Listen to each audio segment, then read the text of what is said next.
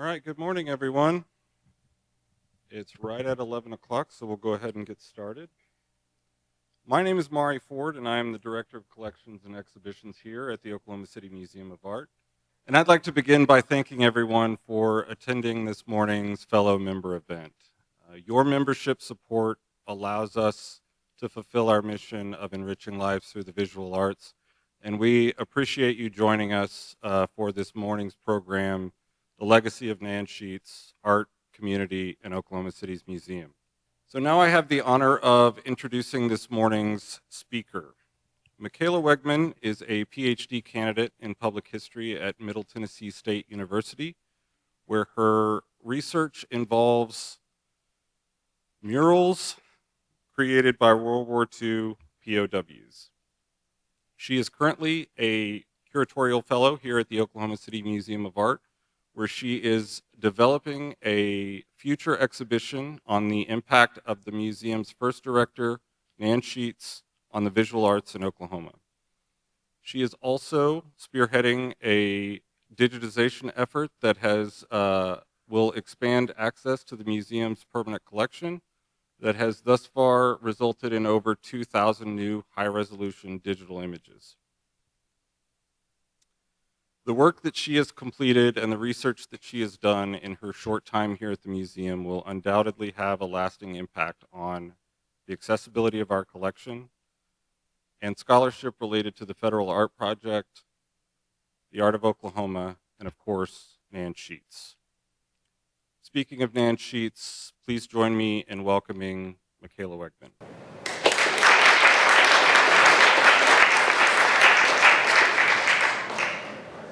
Good morning, you guys.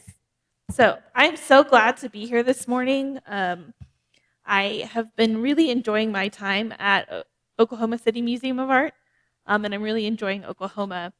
And I would like to thank Mari for helping me for facilitating my position here this year, and also shout out to Brian Chambers for his help and encouragement in preparation for this morning's lecture.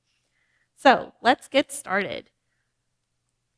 Nan Sheets was a landscape painter and the Oklahoma Art Center's first director for nearly 30 years. She devoted her life to fostering public spaces of art in Oklahoma. Oscar Jacobson once proclaimed, "Nan Sheets has done more than any other one person in Oklahoma City to make that place famous as a cultural community. She's done more than any other person to awaken interest and enthusiasm for art." In the 1920s, Nan transformed her home, the Elms, into the city's first salon, a vibrant gathering place for society's culture clubs, and a gallery that exhibited not only her own paintings, but the work of other painters, sculptors, poets, and musicians.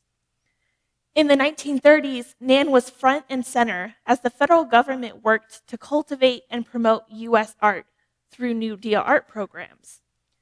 Her reputation as Oklahoma's art tastemaker led her to run the Federal Art Project's Oklahoma Experimental Gallery, a role she executed so successfully that the institution has far outlasted the New Deal, and we're celebrating 80 years this year. Nan was a forceful catalyst for art in Oklahoma in the 20th century, and her story and her devotion to art and to Oklahoma demonstrates the cultural values of the New Deal era, and her achievements have left a lasting impact throughout the state. I wanted to start this morning off by listening to her words from her 1964 oral history conducted by the Archives of American Art. And we're going to come back to this interview multiple times this morning. Really, when I look back over it, it seems like I've lived a century because it doesn't seem possible that any one person could have stayed with a program and really watched it develop as I have. And I'm glad, very pleased that I have had the help and the opportunity to do it, and I don't regret any part of it. And if I had it to do over again, I think it's made my life very interesting. And I had the support of Dr. Sheets all through if I wanted to do it. Now, I was a painter, and I gave up a career in painting, and as I will show you in some of my records, I had gained considerable recognition in the early days as an artist. In fact, I have a book right here on the New York World's Fair where I had a painting in it. This reflection on her career just 1 year before her retirement hints at the sacrifices she made to bring about her vision for a city art museum. But it also demonstrates pride in her civic duty to serve the community of Oklahoma by creating public spaces for art. Today, we are going to explore Nan Sheets' life. We'll begin with a brief biographical sketch and set up her life here in Oklahoma City. We'll then explore her achievements as an artist and her pioneering efforts to ignite interest in art through the Elms Gallery, the Oklahoma State Fair, and the Daily Oklahoman. Then we'll delve into her transformation to director, examining her leadership with the Federal Art Project, the shift from federal to private funding, and the eventual expansion to the State Fair grounds. And then we'll conclude with some final reflections before I open the floor up for questions. Our story begins in Albany, Illinois, a small village on the banks of the Mississippi River, where Nanny Jane Quick was born December 8, 1885. She was the youngest of 5 children. Her mother, Orvella, was a music teacher and a hobby painter, and she instilled in all of her children, particularly young Nan, the importance and joys of art. Here's what Nan had to say about her childhood. And she enjoyed art magazines, and I think this is interesting because it does show how parents can influence a child. The magazines I looked at as a child were art magazines. And when we went into Chicago to shop, always I was taken to the art museum. And this wouldn't really come right in at this time, but it's interesting enough to tell it. This interest in an art museum evidently was in me quite strongly as a child. The whole institution impressed me. And I'm going to tell you something. I said, when I was a little girl, my mother took me into the Art Institute of Chicago very often. We'd go in there to shop, and she'd take me to to the Institute and often to galleries. And I can remember distinctly standing in the Art Institute one day and thinking what a wonderful thing it was, the wonderful building, the wonderful paintings, the whole atmosphere appealed to me. And what a wonderful thing it would be to be head of an institution like that. In these early experiences, Nan began to cultivate a deep appreciation and knowledge of art history. And these experiences set her on a path toward art and museum work. And although Nan loved art, she also wanted a career that would improve her economic status. Much to her family's surprise, she attended pharmacy school at Valparaiso University and earned a degree in pharmacy in the class of 1904-1905. For 2 years afterwards, she worked in a pharmacy 15 miles from her hometown. But Nan was too restless for Illinois, and her ambition pushed her to seek greater challenges outside of her home state. So in 1907, she ventured out west to Salt Lake City and became one of a handful of women pharmacists in Utah. Here she worked at the Godby Pitts drugstore up here on the right, which was the second largest drugstore in the city. But pharmacy work alone was not enough to satisfy Nan, and we'll see this throughout her career. She always seemed to need to have a full plate of work. So in Salt Lake City, she balanced her professional life with her passion for arts, attending art classes at Utah University in the mornings, and then working at the drugstore in the afternoons. But if you haven't picked up on it yet, Nan does not remain a Salt Lake City pharmacist.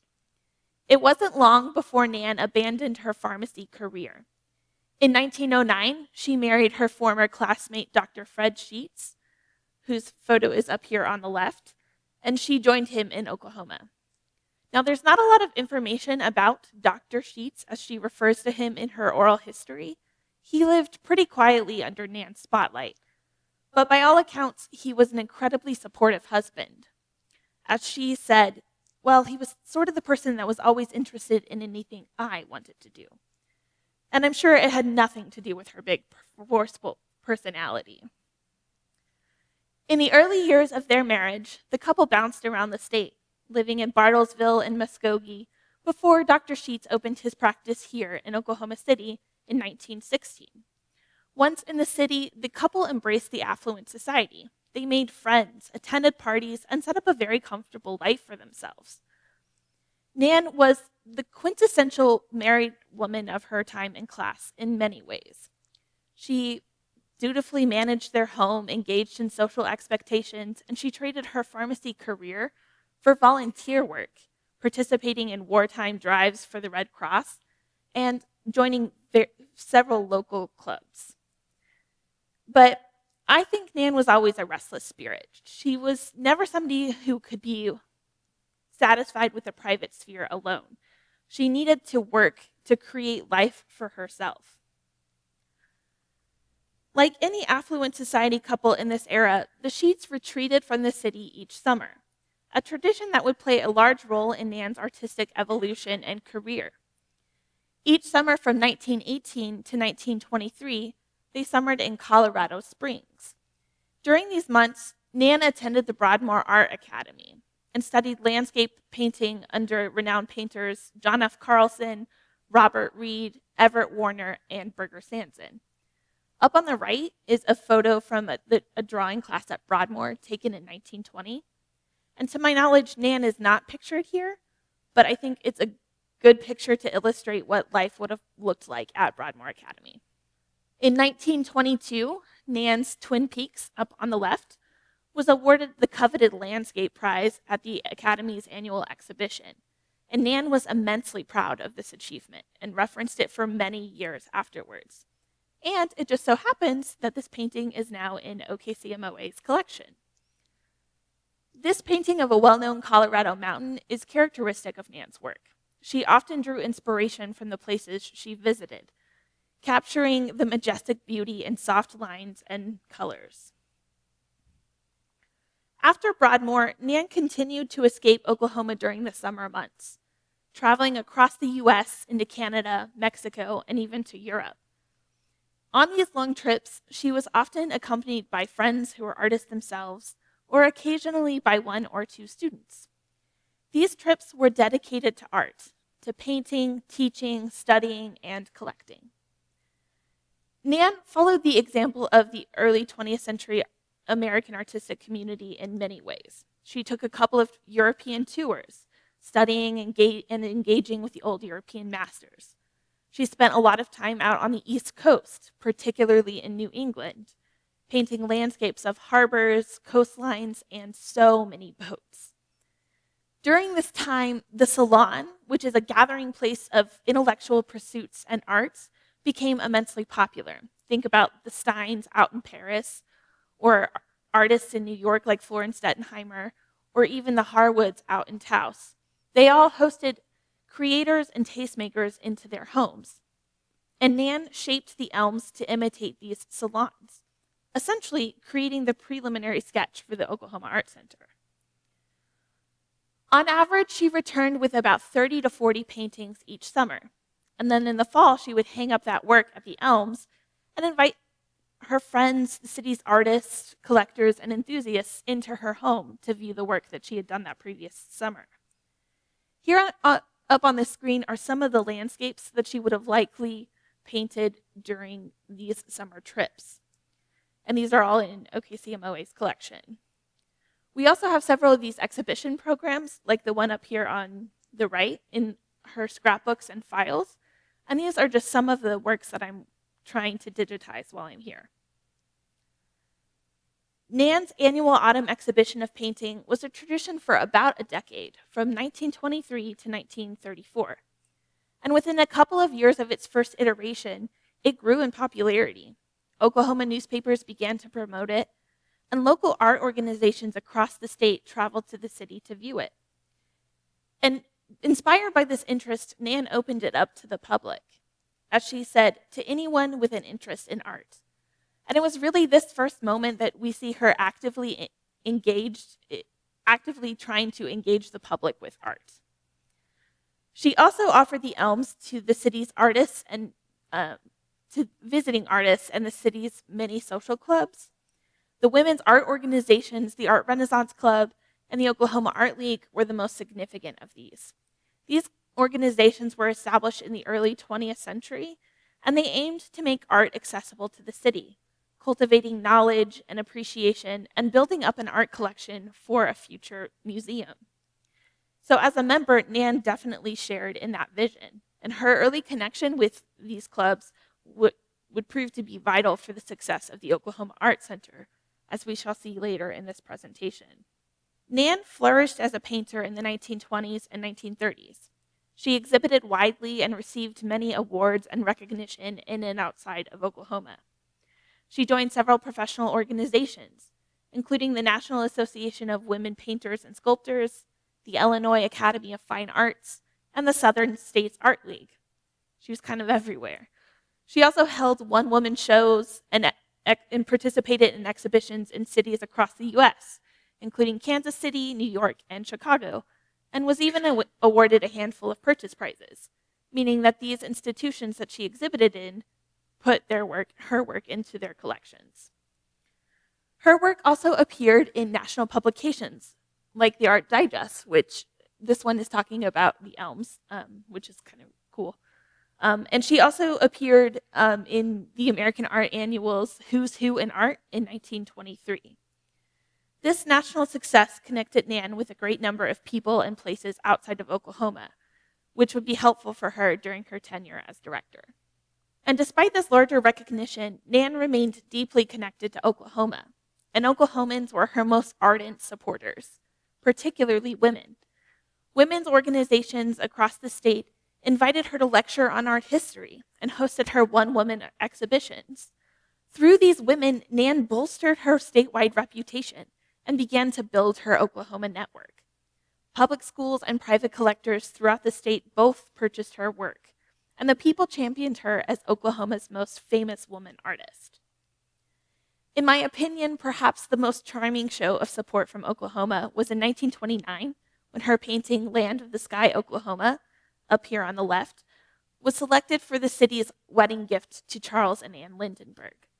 Now, for those of you who don't know, the Lindenbergs were pioneers in aviation, Charles being the first to complete a solo transatlantic flight. And they were a famous celebrity couple that have their own fascinating and sad history. And I recently located this painting at the Missouri Historical Society, and I'm really excited about it and wanted to share it with you all.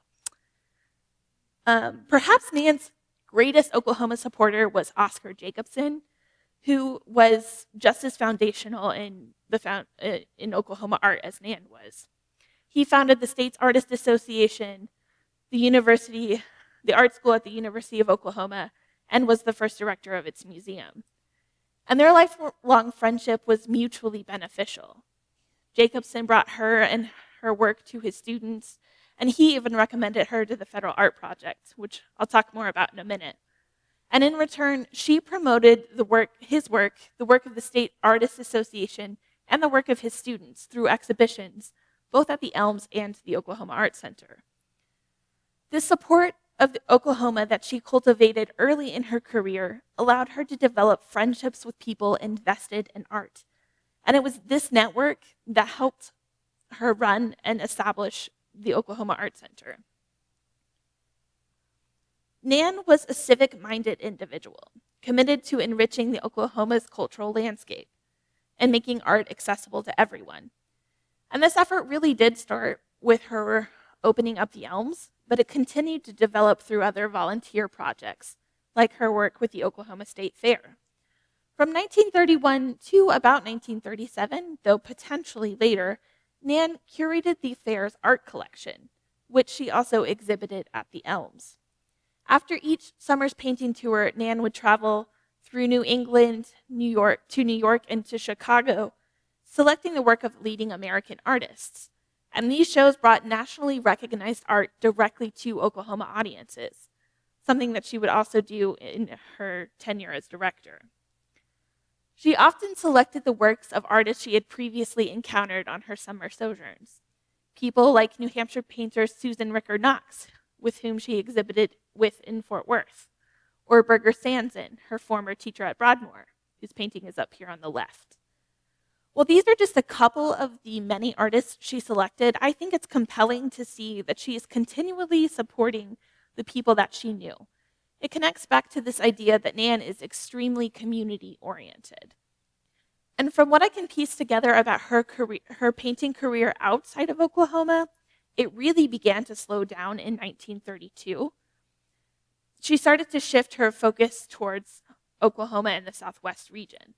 Perhaps she felt more connected because of the support that she received from her community, and perhaps that deep connection encouraged her to shift her focus more toward cultivating the public's interest in art than producing it. Nan's efforts to make art accessible to the public extended to the press, particularly newspapers. For 20 years, she wrote a regular art column for the Daily Oklahoman.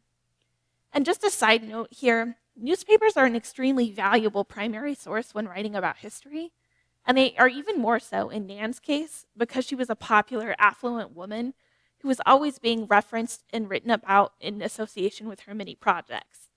And we can really piece together her life through newspapers. Through her columns, she demystified art for the everyday reader, profiling artists and collectors, explaining art, and promoting exhibitions at the Oklahoma Art Center. Her writings, often her opinions, and occasionally her frustrations, as we can see in Nan Sheets Speaks Her Mind, sparked public discussions on topics ranging from the ingenuity of modern art to the importance of funding for the arts. These hundreds of articles, I think I counted 600, demonstrate Nan's dedication to publicizing the Art Center's work and a desire to incite public discussion and engagement with the visual arts. Between her recognition as an artist, her salon-style Elms Gallery, and her volunteer work in Oklahoma City, Nan had developed a reputation as a determined art advocate in Oklahoma. The 1930s New Deal offered many more opportunities for Nan to engage in civic art projects. Under President Roosevelt's legislation, programs like the Works Progress Administration provided unemployment relief to millions of people who built municipal buildings, roads, bridges, hospitals, military aircraft, and so much more. This relief also included work for artists, and Nan facilitated many of these programs in Oklahoma. For example, she was on the committee to select artists for the Public Works of Art project, and she advocated for murals to be put into Oklahoma public buildings. But the cream of the crop came in 1935, when the Federal Art Project began establishing centers in cities across the country in an effort to bring art to all corners of the U.S. Assistant Director Tom Parker had initially asked Jacobson to run the experimental gallery, more than likely because he was an established male artist. But Jacobson was Nan's consummate advocate, and he told Parker, "No, you really ought to go see Nan. She is a force, and she's well-connected in Oklahoma, and she's going to get this done for you." And so Parker took Jacobson's advice, and he called Nan up. And he told her that he wanted to establish an art center in Oklahoma, and he wanted her to run it. And she thought he was joking. Serious when you say that the United States government has in mind setting up an art institution in Oklahoma City and financing it. Yes, that's the idea. And he didn't mention the WPA program or anything. He just called it the Federal Art Program. And I said, well, if you're not drunk and you mean what you say, you come out. So Mr. Parker often laughed about that afterwards by saying, I felt sure he was drunk or he wouldn't have talked that way, you know. Drunk or not, Nan had agreed with Parker. A city art center was a long-remembered dream of hers, and she had started the bare-bones version of it at the Elms. But Ann Jacobson had been right. Nan was the person for the job. She had a solid network and a penchant for getting things done and getting them done quickly. She once joked that within a 5-minute conversation, she secured a rent-free gallery space and furniture to match. The Oklahoma Experimental Art Gallery was opened January 5th, 1936, in a one-room gallery on South Robinson Avenue, with an exhibition sponsored by none other than Nan Sheets and her husband. Now, from my research on the New Deal, I surmise that the experimental gallery was only ever supposed to be temporary, perhaps to gauge potential interest for a long-term art center. And I say this for two reasons. First, very rarely were other art centers given the moniker experimental gallery. And second, the project only had a budget for about 6 months of operation, suggesting to me that the federal art project administrators were merely just testing the waters out in Oklahoma. But if not for Nan, she took the idea and ran with it, and rallied many supporters from the community. And because of her hard work and long-standing connections in Oklahoma, it was an immense success.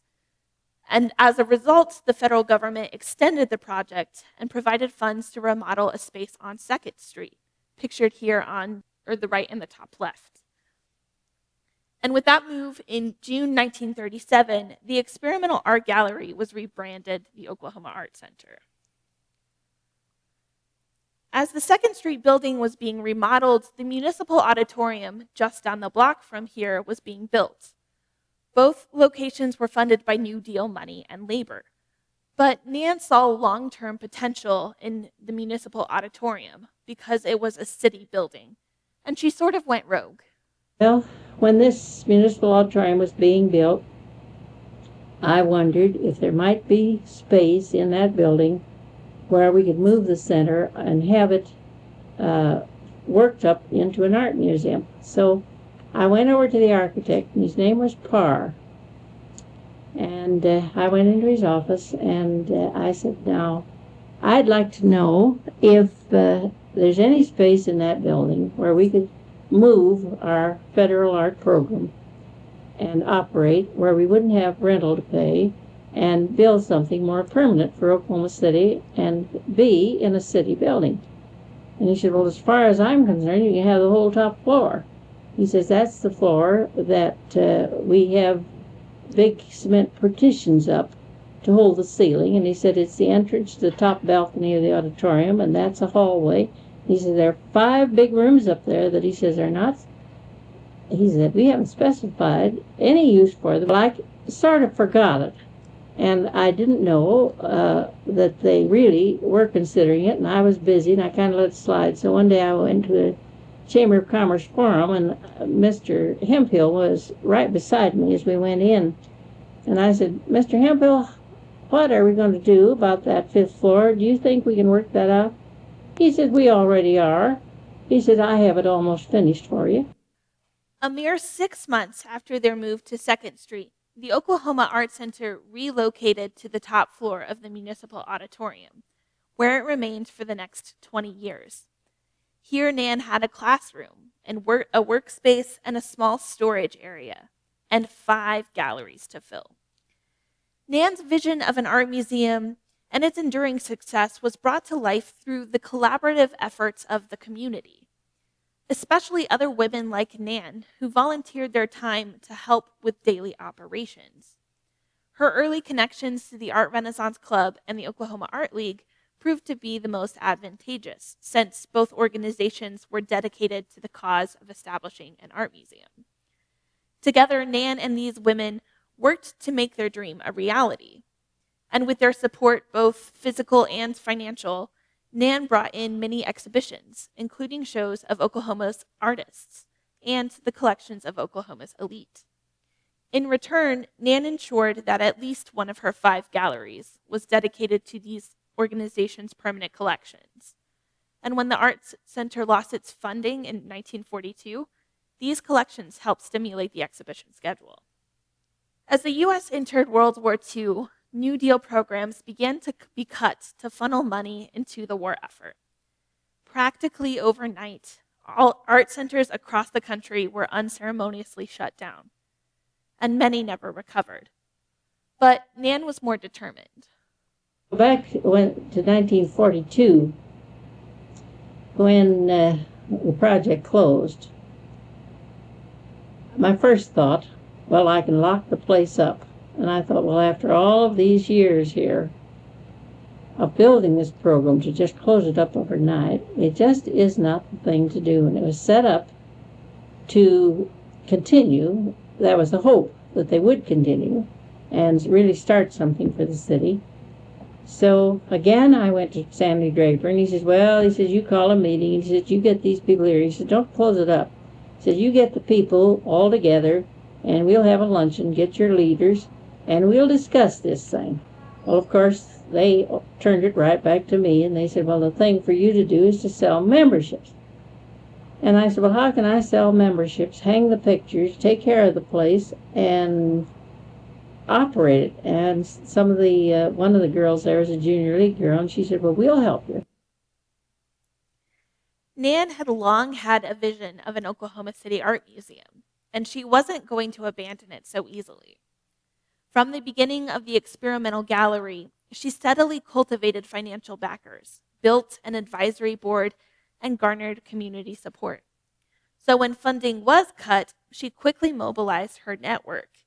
Junior League ladies began selling memberships. The Oklahoma Art League and Art Renaissance Club loaned more of their collections, and Nan exhibited more of the work of Oklahoma artists, facilitating exhibitions of students from OSU and OU. And she even helped start an annual children's art exhibition. For 2 years, Nan somehow managed to keep the art center open, pushing through anxiety and uncertainty, demonstrating once again that she was an unstoppable force. On May 20th, 1945, 80 years next month, the Oklahoma Art Center was officially incorporated, ensuring its continued existence beyond the New Deal. Nan often remarked that she had sacrificed a career in painting for the Oklahoma Art Center, and she certainly slowed her efforts significantly when she joined the Federal Art Project, but she did not stop altogether. Her paintings were selected for prominent exhibitions in New York, like the National Exhibition of American Artists at the Rockefeller Center and the 1939 New York World's Fair. And she participated in exhibitions of both Midwest painters and Southwest art throughout her time as director. Even as director, Nan continued to prioritize summers outside of the city. She traded the flat Oklahoma plains for the mountains of New Mexico, and like so many other artists in the 20th century, purchased a home out in Taos in 1940. Once in Taos, her interest shifted from the New England harbors to the mountainous landscapes of the Southwest, like the ones up on the screen. And she became deeply engaged with the Taos art colony and painted street scenes, like the one up on the left, that reference important figures in Taos, people like Bert Phillips, a co-founder of the art colony. In Taos, she found fresh inspiration in Southwest art, and she began writing more about it in her art columns, and even brought more Southwest artists to the art center. And though the aims of these summer escapisms was to allow her to rest and get back to painting, Nan never stopped working for the art center. She spent these months planning the next exhibition season. She set aside her painting to write letters and to conduct long phone conversations with her many art connections. She was really dedicated to bringing the best art to Oklahoma. Now, Nan's vision of a city art museum really came to fruition in 1958 when the Oklahoma State Fair Parks facility was built through the donation of the Kirkpatrick family. I had a summer home in Taos, New Mexico, and I was in my little studio and decided to go down after the mail, and I had written to Mr. and Mrs. John Kirkpatrick here. They were very dear friends, and they're very wealthy people, and Mrs. Kirkpatrick had been very much interested in the center and helped me in every way she could, and Mr. Kirkpatrick hadn't paid much attention to it, but he'd go around along with his wife. And I heard about a Rembrandt painting that seemed to be authentic, and it interested me, and I thought what a wonderful thing it would be to have that for the art center. And knowing that it was very difficult to ever find an authentic Rembrandt. The authentication was such that I felt this was all right to bring to their attention, which I did. And John wrote back to me, and he started the letter. I have the letter in my files. He said, "Dear Nan, I don't believe we're interested in the Rembrandt painting, but," he said, "I meant to tell you this," and he said, "I neglected to do it before you left Oklahoma City. But I have $250,000 I'm going to give to the center towards a building." And he said, I'm sorry I didn't tell you before we went home. It was just casual, like it was an everyday occurrence with him. And how I ever got back out to my mountain cabin from this little town of Taos, I'll never know, because I never was excited in my life, because I thought, well, my dreams have come true. After all of the years of turmoil, her dreams had finally come true. The new building had more exhibition space, classrooms for education, and legitimate storage. This state-of-the-art expansion allowed Nan to start to shift the center from a small municipal operation to the fully fledged cultural institution that we know today. It meant that she could bring in larger, higher caliber exhibitions from institutions that had previously denied her. And it also meant that she had room to grow the center's own collection. Nan organized the inaugural exhibition in the summer of 1958 from her home in Taos. She once again relied on the many connections she had amassed over her long career.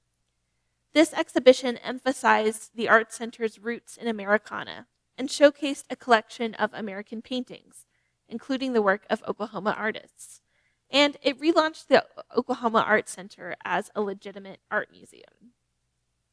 For the next 6 years, Nan dutifully managed what she had worked so hard for and sacrificed so much for. She hired more staff and continued to support the work of the region's artists. But after such a long career, and it took 4 long years of searching for a replacement, the nearly 80-year-old Nan retired in April 1965. In retirement, Nan led a relatively quiet life. She participated in an exhibition here, during an art show, or do a lecture on Taos art there, but she lived much more slowly than she ever had before. She died September 27, 1976. Nan dedicated her life to art, to foster spaces and community engagement in art for Oklahoma. Her many connections, her hard work, her vivacity helped bring about her vision for an art museum to fruition. In the 1958 inaugural exhibition catalog, former Art Center President Virgil Brown wrote this sentence up on the screen that I think encapsulates Nan's vision for the Art Center. He said, "This is your Oklahoma Art Center, and your pride should be your guide in helping maintain it." Meaning that Nan's vision, and indeed this institution, was built for people to engage with and support art. Brown also pays a great final tribute to Nan's legacy that I feel is fitting as I wrap up this morning's lecture. And I'll amend this quote just a little. He said, "There has been but one Oklahoma Art Center director, Nan Sheets.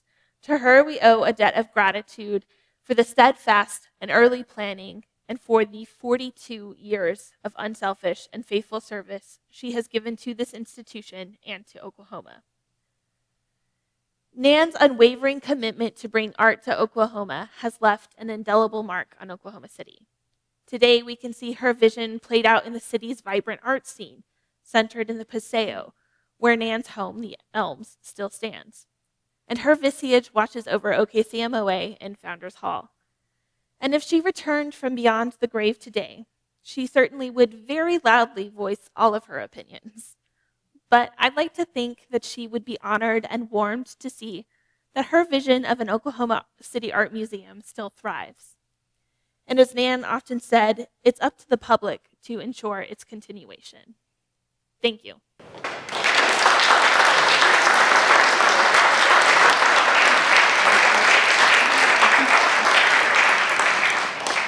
Are there any questions? Yes. How much of her work do we have here at the museum?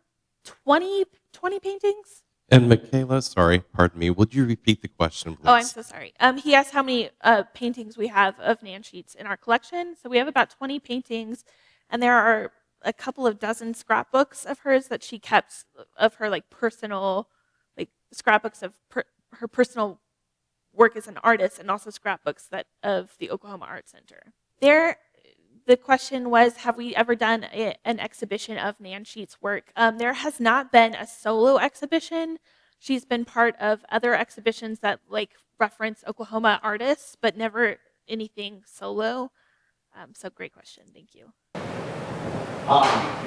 In your presentation, you spoke a lot about her relationship with Foster James. In your research, do you know did she do as much outreach in? You mentioned a lot about how she was promoting local artists. I'm curious to know did she make a concerted effort in promoting Native artists?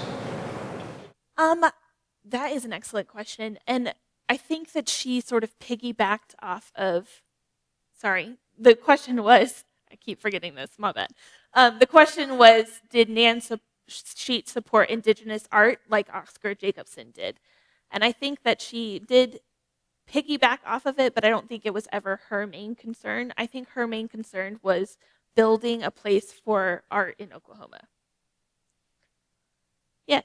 So when she was kind of like the director of the art center, what kind of art are being exhibited and collected for the art center? Right. The question is, what art was exhibited and collected while Nan Sheets was director? She exhibited early in the 30s. She relied on what she called the millionaires collections, which varied from Asian art to like Renaissance art. She was also a very big advocate for modern art. We see this a lot in her Daily Oklahoman articles, because a lot of people weren't happy with modern art, and she goes, no, modern art is great. So it really varies. And as for collections, I would have to go back, and I don't know that one off the top of my head, but I know that until 1958, the intake that they had is very minimal because they didn't have a lot of storage space. Yes. Approximately how many paintings or art pieces did she do over her lifetime? That is an excellent question, and I don't know the answer to it. The question is, how much art did Nan produce? Well, she did bring home an average of 30 to 40 paintings during the 20s. And I can tell that because of the exhibition programs that we have. But where it all went, we're not entirely sure. That is a career-long thing, tracking down all of those things. But I think that she had a pretty significant output in the 1920s. Yes. Did Nan Sheets find funds for the Rembrandt, or did she not get that painting? Did Nan Sheets find funds for the Rembrandt? I have no idea. Probably not. Rembrandts are extraordinarily hard to authenticate because there are so few of them. Yes. Do you know, are you aware of different museums that have her work? In which museums do you know that? Yes, there are some museums that have her work. The Philbrook has a piece. I believe the Fred Jones has a piece. And there is a place in Chicago that has one. And then, of course, the Missouri Historical Society does. And her 1939 World's Fair piece supposedly went into a museum somewhere, but I am having trouble tracking it. So,